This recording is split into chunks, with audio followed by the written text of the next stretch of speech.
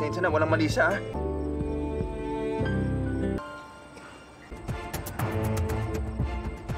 Magkakasama sila Bingo at mga kaibigan niya sa pagla-live selling sila na talaga namang full support sila sa isa't isa. Si Bingo mismo ang nagdi-deliver ng mga items nila.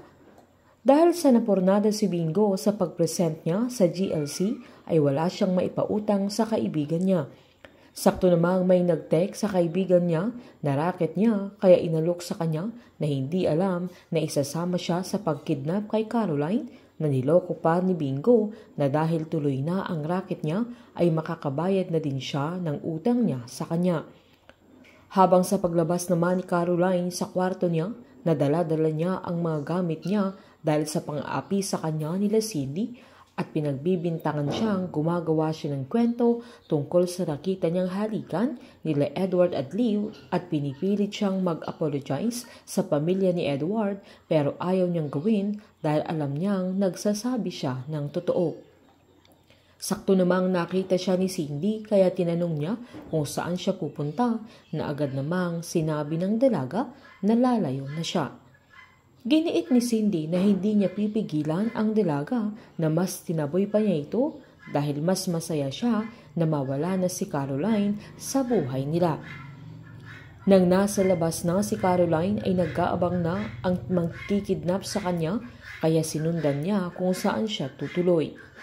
Bago umalis si Bingo ay dumaan muna siya sa pwesto nila para ihatid ang iba nilang paninda na binilin pa siya ng lola niya pero nang nakaalis na siya ay nabangga ng isang mamimili ang kamay ng lola nening niya na dahilan na nalaglag ang eyeglass niya kaya hirap siyang makakita.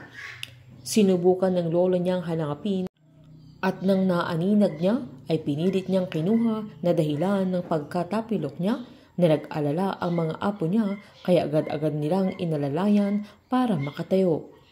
Agad din nilang hinabol si Bingo na hindi pa nakakalayo at pinaalam ang nangyari sa lola nening nila kaya dali-dali siyang bumalik.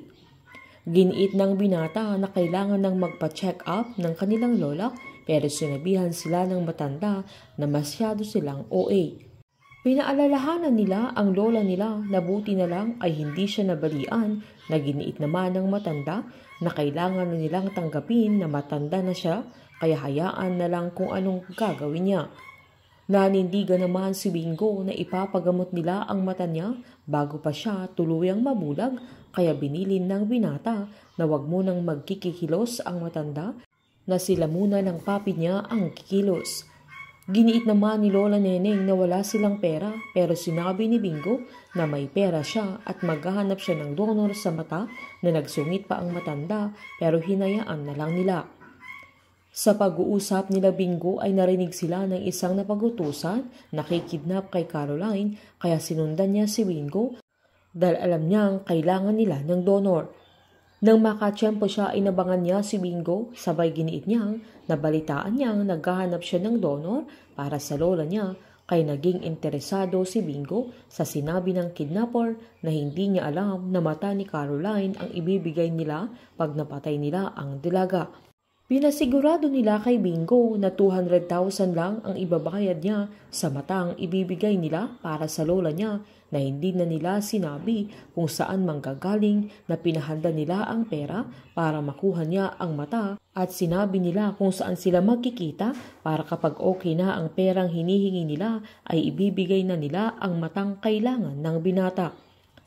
Habang sa pagpunta naman ni Caroline sa airport ay tumawag ang tauhan niya at sinabing delay lahat ng flights dahil brown out sa airport na agad niyang tinawagan si Charleston para ipaalam na lumayas na siya sa bahay nila at dahil delay ang flights ay hindi niya alam kung saan siya pupunta kaya hiniling niya sa kuya niya na doon muna sa yate mag-stay. Nang may handa na ang yate ay binilin ng dalaga na iwan na siya ng tauhan nila na hindi niya alam na nanganganib ang buhay niya dahil nasundan siya ng kidnapper. Kinagabihan naman sa pag-uwi ni Bingo ay agad niyang nilabas ang alkansya niya pero kulang pa rin ang perang na-withdraw niya. Agad pumunta ang binata sa sementeryo kung saan binasag niya ang libingan ng kanyang ama kung saan dito niya tinago ang 200,000 na iniwan sa kanya ng nanay niya noong bata siya nang alam niya ay hindi na niya gagalawin pero wala siyang choice dahil kailangan ng lola neneng niya.